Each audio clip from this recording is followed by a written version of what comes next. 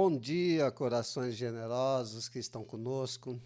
Em mais esta manhã, dia 6 de janeiro de 2021, para o nosso encontro de alegria, de reconforto, de oferecer e dar o ombro a cada amigo, a cada companheiro de luta, enfim, a cada irmão em humanidade. Gênese no lar, Evangelho no coração. Iniciamos então, neste momento, 8 e pouco da manhã, as nossas reflexões desse novo ano que vem ao nosso encontro, com certeza, para nos proporcionar inúmeras oportunidades de crescimento e também de vivências que nos fortalecerão diante da vida a caminho da luz.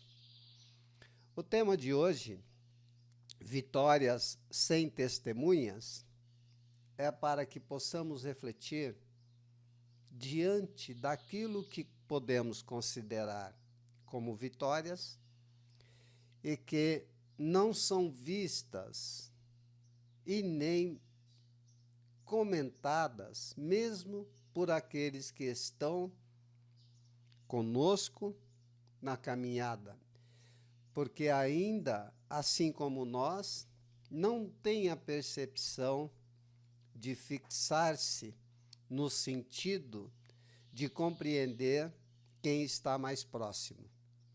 A mensagem foi ditada por Lázaro com o tema O Dever. E aconteceu em Paris no ano de 1863. E assim nos traz o Evangelho. O dever é a obrigação moral, primeiro para consigo mesmo e depois para com os outros. Como fazemos? Vamos analisar ponto a ponto para sermos, além de pontuais, compreendedores da mensagem da manhã. Aqui Lázaro afirma que é uma obrigação moral. E nós nos recordamos dos nossos ditados populares e entre eles consta o seguinte: faça primeiro a obrigação e ocupe-se depois com a devoção. Temos invertido essa situação, não é? Nos deixamos ser levados pela devoção, pelo entretenimento, pelo lazer, e vamos adiando, postergando a obrigação. E, no entanto, Lázaro deixa bem claro que não é uma simples obrigação, é uma obrigação moral. Mas ele ainda recomenda, primeiro para consigo mesmo e depois para com os outros. Aqui serve para refletirmos aquelas situações que vira e mexe nos colocam em perguntas. Ora, mas eu cuidar de mim mesmo para depois cuidar do outro não é egoísmo? É e não é? Conforme nos orienta a doutrina espírita, o julgamento divino acontece em função da intenção. Se não, pensemos. A pessoa está numa aeronave, ocorre algum problema na aeronave, no avião, caem aqueles respiradouros de oxigênio, ao invés da pessoa colocar o oxigênio em si para depois atender os outros, tendo a certeza de que está bem, ela quer atender aos outros esquecendo de si. Não atenderá nem aos outros e muito menos a si. É egoísmo? Não. Como é que um estropiado pode cuidar de outro que está em situação pior? Cabe também, para uma análise mais profunda, se assim o quisermos, entender, sempre colocando uma mensagem de Jesus nas nossas compreensões. Como é que pode um cego dirigir outros cegos? Como é que pode cuidar do outro se não cuida de si mesmo? Como poderíamos ou como poderemos amar alguém se não nos amamos? Ora, respeite aos outros e não respeite a si mesmo, não terá o respeito dos outros. E de uma forma ainda mais proeminente, ele nos diz que o dever é lei da vida. Bom, via de regra, eu discordo muito de leis colocadas em meio aos nossos estudos espíritas. Leis claramente do plano físico incorporados dentro de uma questão de moral cristã, que é a mensagem de Jesus. Mas tem lei que não se discute. Tem lei que só o que nos cabe é atendê-la. Porque não é algo de imposição pela divindade, mas é algo nos ofertado como orientação. A lei pode ser analisada por todos nós de duas formas. Ou é imposição, eu tenho que fazer, ponto final, ou é orientativa, eu devo fazer, vírgula, e sigo adiante.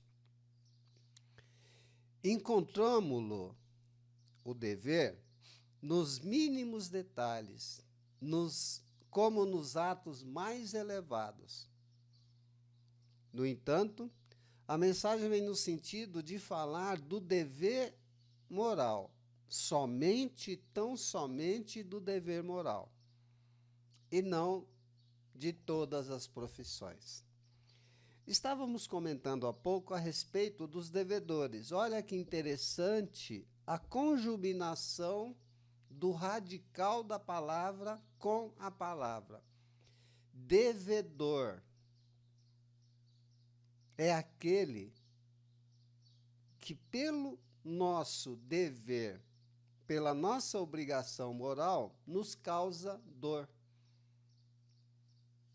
Devemos compreender, refletir, analisar, buscar sustentação no dever, na obrigação moral, em conformidade com aquilo que nós queremos, desejamos e buscamos na vida. E ele nos coloca ainda de uma forma bem tranquila, mas bem pungente, de que o dever está na ordem do sentimento. Via de regra, quando nós entendemos o dever como uma obrigação, algo que tem que ser feito e não se discute, nós estamos nos permitindo navegar pela onda do sentimento. Porque o dever, a obrigação de algo fazer, até mesmo de recomeçar, nos incomoda. Nos tira da zona do conforto. Provoca em nós tantos outros sentimentos, às vezes bons e na maioria nefastos, que nos deixamos ser tomados pela ira, pela própria dificuldade que visualizamos no sentido de caminhar neste caminho de dever, mas de dificuldade.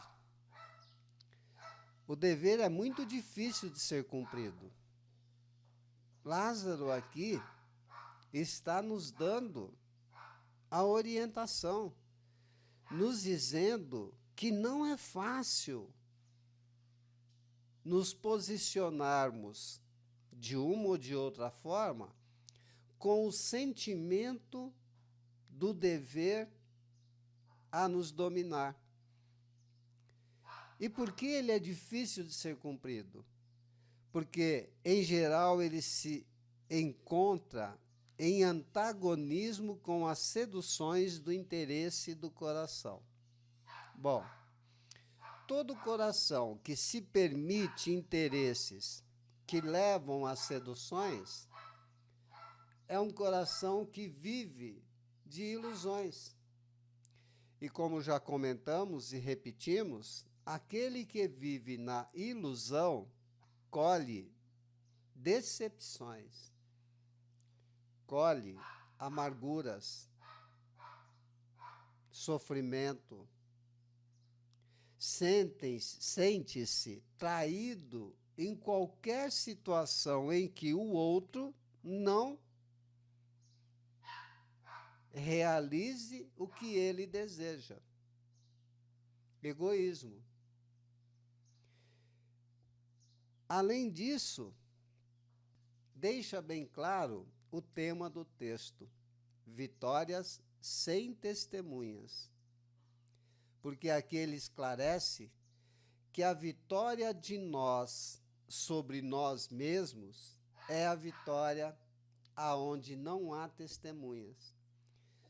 Mas também alivia quando diz que as derrotas não sofrem repressão.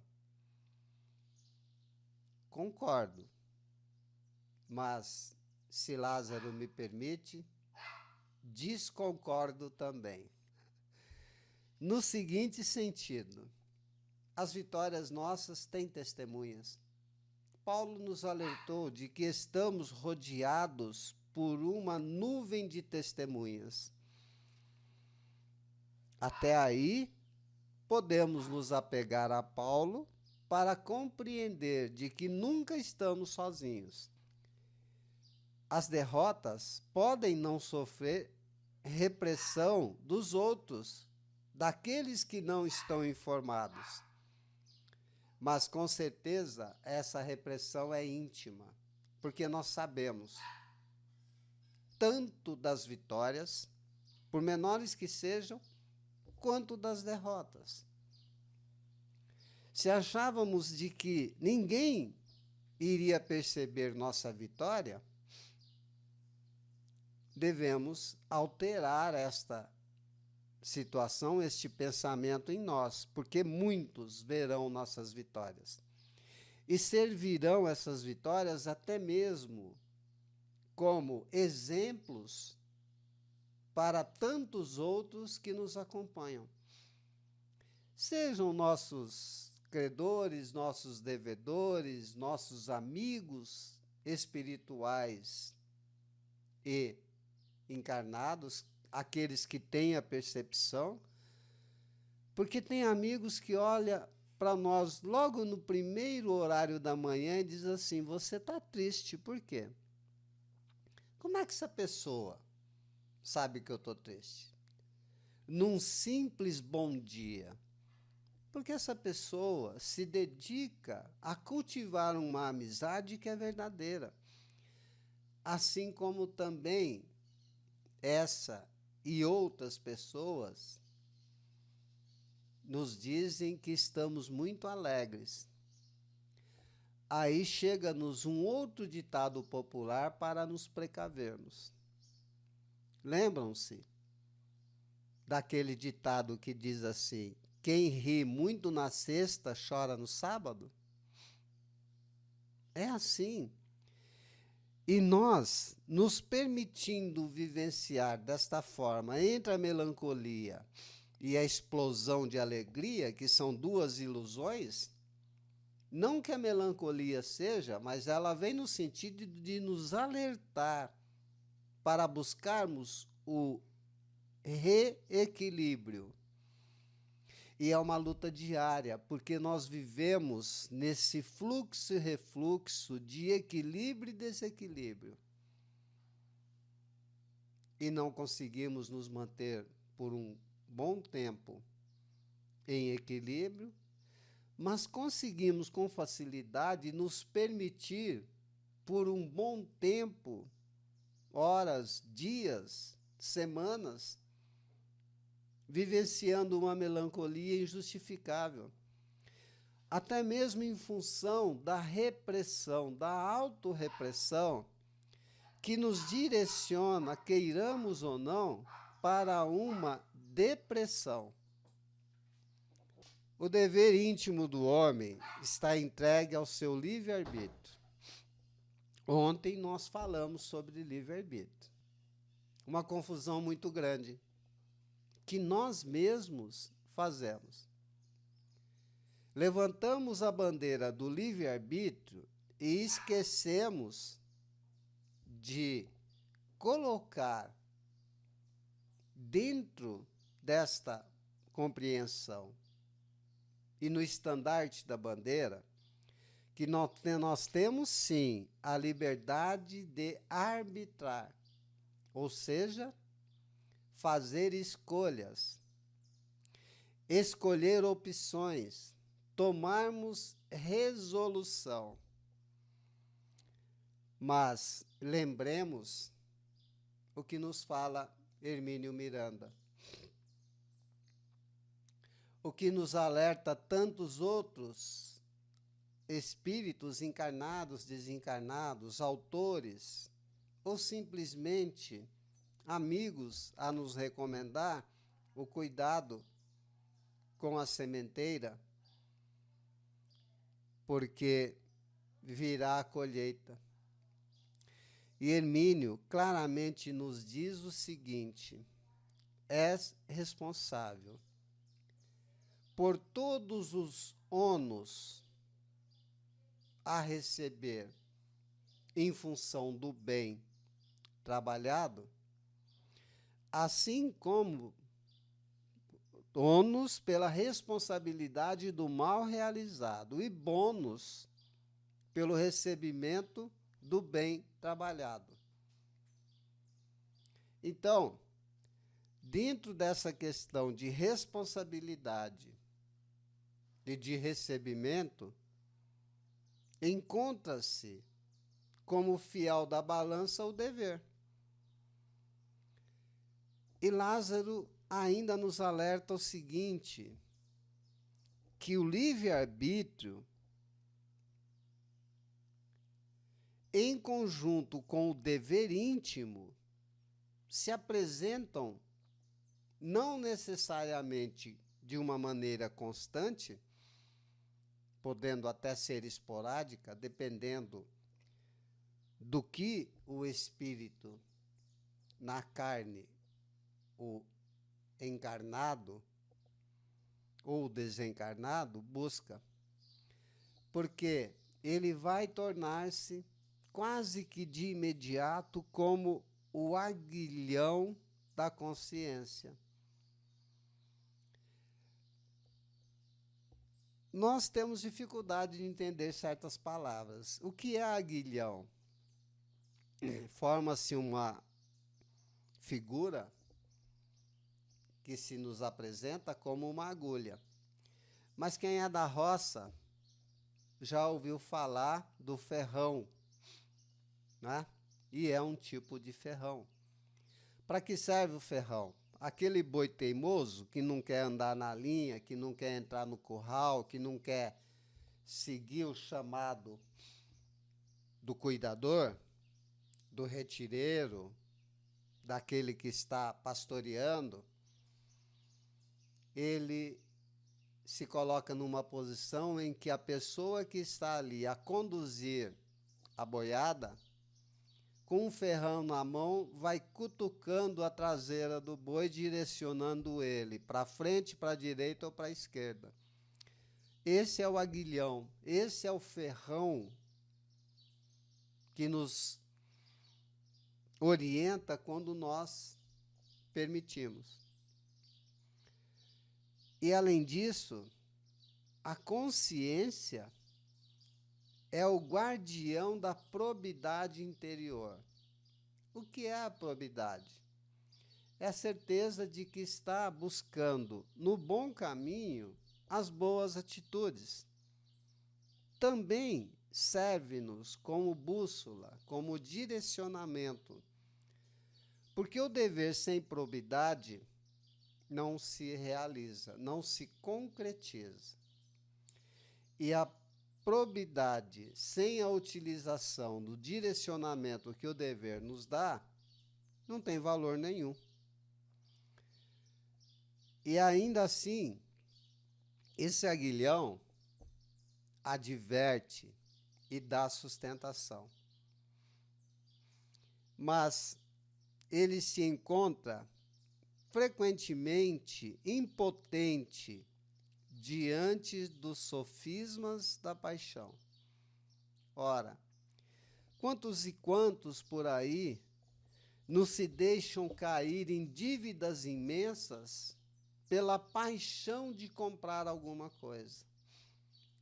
Quantos e quantos não se encontram em sofrimentos inonimáveis, morais, por se deixarem levar pelos sofismas da paixão de um relacionamento pernicioso? Cabe-nos então compreender que, a fim de que esse aguilhão, provocado pelo livre-arbítrio, pela liberdade de arbitrar, que deveria ser entendido por nós como algo a nos direcionar para sermos probos, algo que deveria ser aquilo que nos adverte, mas que nos dá sustentação e que se mostra impotente diante dos sofismas da paixão, cabe-nos compreender de que, se estamos atendendo ao dever do coração e observando fielmente isso, não estamos utilizando a inteligência. A fim de compreendermos um pouco melhor essa condição que nos foi colocada agora, pensemos com Kardec. Que é Deus? Pergunta Kardec em O Livro dos Espíritos, a primeira pergunta.